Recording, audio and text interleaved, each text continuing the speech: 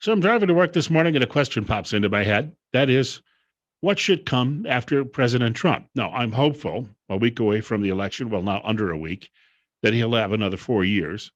I'm also mindful, though, that I can't relax in these situations. The polling data is all opposed to him. And as Matt Drudge, now and ever Trumper, says, can all the polls be wrong? But let's just say Donald Trump does get another 4 years. And what should come after him in the election of 2024 is going to be a big question. Because even if Trump were defeated and Joe Biden comes into office, what is known as Trumpism, and that is the patriotic fervor that has followed President Trump over the last several years, that's not going to go away. There have been some folks who are rumbling in the Republican Party at the national level that the nominee for the GOP in 2024 should not be one of the big names. Mike Pence comes to mind, of course, having served as vice president, and done a very good job, I think. That most Republicans would agree with that he's a fine man and would be a fine president. Maybe not the most exciting fellow in the world, but hey, he's still got his head in the right place. And then you hear the names. I think the one that comes up, Christy Nome, Nikki Haley, among the women in the party.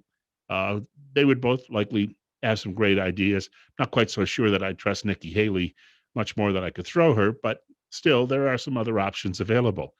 Tucker Carlson's name has come up a lot. Did you know that over the last month, there's been a lot of talk in the Republican Party about Carlson being the nominee in 2024? Now, he just finished October with the highest rated program in the history of cable news, about 5.5 million viewers every night. Now, when you consider there's 330 million Americans, it's not a huge number, obviously. But when it comes to cable news, he's just killing it. And then you see the interview he did with Tony Bobulinski, and you realize that he's at the top of his game. But here's the thing: I've been in the talk radio business off and on.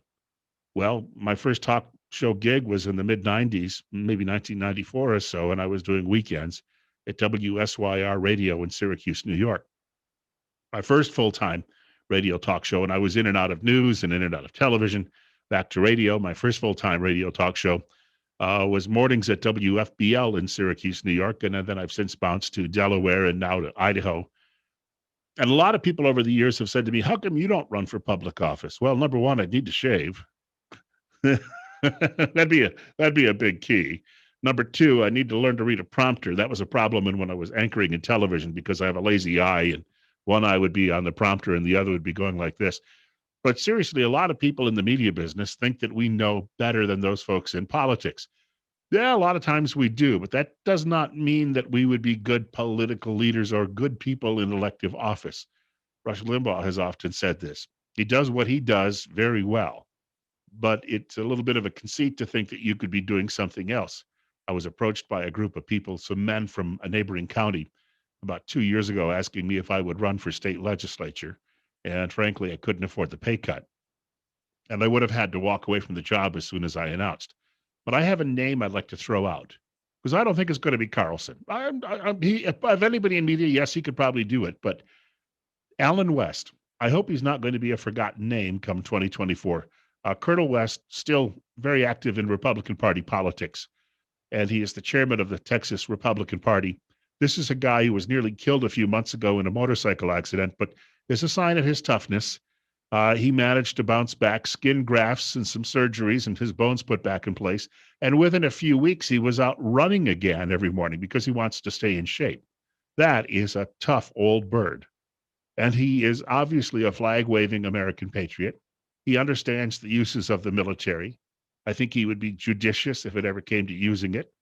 I also believe that his views on race relations, I think that he's a man who can point to people all over the country and say, no matter what color you are, you can succeed in America because he's done it. And I just think he's a brilliant public speaker. I think people can rally around him.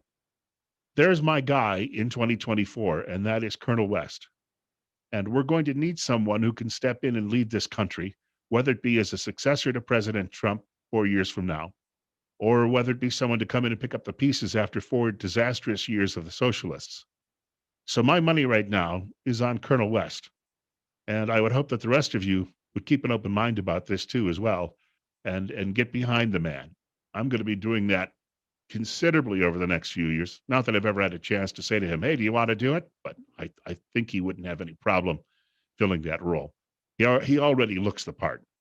He got to run, but if you like our videos, click on the subscribe button above and leave any comments in the comments section below.